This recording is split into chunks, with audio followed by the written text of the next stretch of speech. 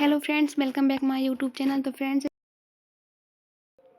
जैसा कि आपको पता है, आज हम वस्त्र विज्ञान यानी तंतुओं का वर्गीकरण के महत्वपूर्ण पहलुओं पर चर्चा करेंगे। फ्रेंड्स, यह हमारी वन शॉट वीडियो है। यहाँ हम आज इस वीडियो में बहुत ही महत्वपूर्ण बारीक बारीक पॉइंटों की चर्चा करेंगे, जहाँ से आपके प्रश्न बनते हैं और बनने के 90 से 99% चांस रहते हैं। तो फ्रेंड्स, अगर आपने हमारी वीडियो को अब तक लाइक नहीं किया है तो लाइक कर दीजिए, चैनल को सब्सक्राइब कर दीजिए।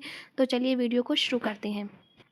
फ्रेंड्स, जैसा कि आपको पता है, इस वीडियो में हम वस्त्र विज्ञान की परिभाषा और उसके प्रकार और साथ ही कृत्रिम और प्राकृतिक जो वस्त्रों के उपयोग होते हैं उनके विषय में और स्रोतकर्ताओं के विषय में आज हम चर्चा करेंगे।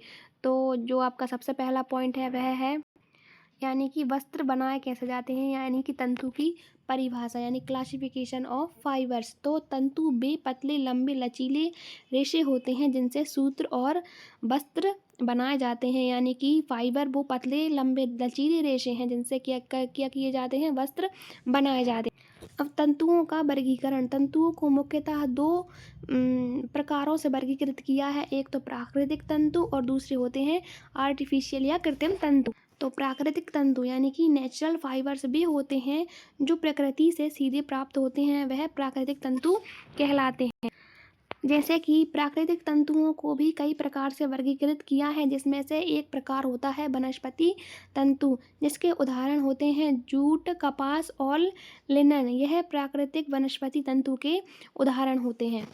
उसके बाद दूसरे नंबर पर आते हैं प्राणी तंतु, जिनसे हमें ऊन और रेशम प्राप्त होती है, वह प्राणी प्राकृतिक तंतु कहलाते हैं।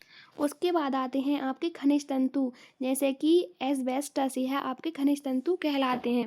अब बात करते हैं प्राकृतिक तंतुओं के रासायनिक गुण। तो अम्ल पर प्राकृतिक तंतुओं का प्रभाव, यानी कि कपास और लिनन पर हल्के अम्ल का प्रभाव कम पड़ता है और तेज अम्ल से कपास क्या हो जाता है, कमजोर हो जाता है। इसके बाद आता है ऊन व रेशम अम्ल को सहन कर लेती है। अब बात करते हैं क्षार का प्रभाव। तो कपास क्षार को सहन कर सकती है, ऊन व रेशम से क्षार क्या हो जाते हैं, नष्ट हो जाते हैं। अब आता है ब्लीच का प्रभाव। क्लोरीन ब्लीच से कपास सुरक्षित रहता है, ऊन और रेशम को नुकसान नहीं पहुंचता। कीट एवं फफूंद का प्रभाव। कपास व जूट पर फफूंद लगती है, ऊन पर कीट या मोथ लगते हैं। अब बारी आती है कृत्रिम तंतु यानी कि आर्टिफिशियल फाइबर्स की। तो वे तंतु जो मानव द्वारा क्रियाकलाप रासायनिक प्रक्रिया से बनाए जाते हैं, क्या कहलाते हैं, कृत्रिम तंतु कहलाते हैं। ऐसे तंतु जिनका प्रयोग या जिनको मानव की प्रक्रियाओं द्वारा उत्पादित किया जाता है, वह हमारे रासायनिक तंतु या कृत्रिम तंतु कहलाते हैं। अब बात करते हैं कृत्रिम तंतुओं का वर्गीकरण। जैसा कि आपको पता है, कृत्रिम तंतुओं को दो प्रकार से वर्गीकृत किया गया है। पहला है पुनर्जनित तंतु, जिसके उदाहरण होते हैं रेयान और वेस्कोज, और दूसरे हमारे होते हैं कृत्रिम रासायनिक तंतु, जिनको में नायलॉन, पॉलिएस्टर और एक्रिलिक आते हैं। अब बारी आती है कृत्रिम तंतुओं के रासायनिक गुण। तो अम्ल का प्रभाव। तो नायलॉन जैसे कृत्रिम तंतु से अम्ल प्रभावित होता है, पॉलिएस्टर अम्ल को सहन कर लेते हैं।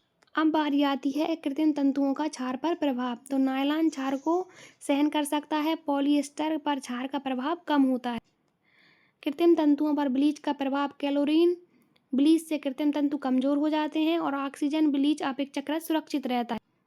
कृत्रिम तंतुओं पर ताप का प्रभाव। तो अधिक ताप से कृत्रिम तंतु पिघल जाते हैं। इस्त्री करते समय सावधानी अवश्य रखना चाहिए। अब बारी आती है कीट एवं सूक्ष्म जीव पर कृत्रिम तंतुओं का प्रभाव। तो कृत्रिम तंतुओं पर कीट नहीं लगते, फफूंद का प्रभाव बहुत कम होता है कृत्रिम तंतुओं पर। अब बारी आती है प्राकृतिक एवं कृत्रिम तंतुओं की। जब हम तुलना करते हैं तो इस प्रकार से उनमें अंतर स्पष्ट होते हैं। तो नंबर 1 पर आते हैं आपके अम्ल।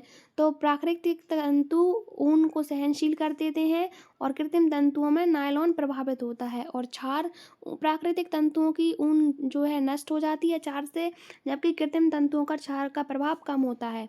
और प्राकृतिक तंतु पर कीट लगते हैं, जबकि कृत्रिम तंतु पर कीट नहीं लगते। और जो ताप रहते हैं, ताप से प्राकृतिक तंतु नहीं पिघलते, लेकिन कृत्रिम तंतु पिघल जाते हैं। अब बारी आती है कुछ महत्वपूर्ण बिंदुओं पर, यानी कि ऊन। तो ऊन कैसी होती है? ऊन में अम्ल सहनशील होते हैं, क्षार उदासीन असहनशील होते हैं, और कपास में क्षार सहनशील होते हैं, नायलॉन ताप से पिघलता है, और कृत्रिम तंतु कैसे होते हैं? कीटरोधी होते हैं।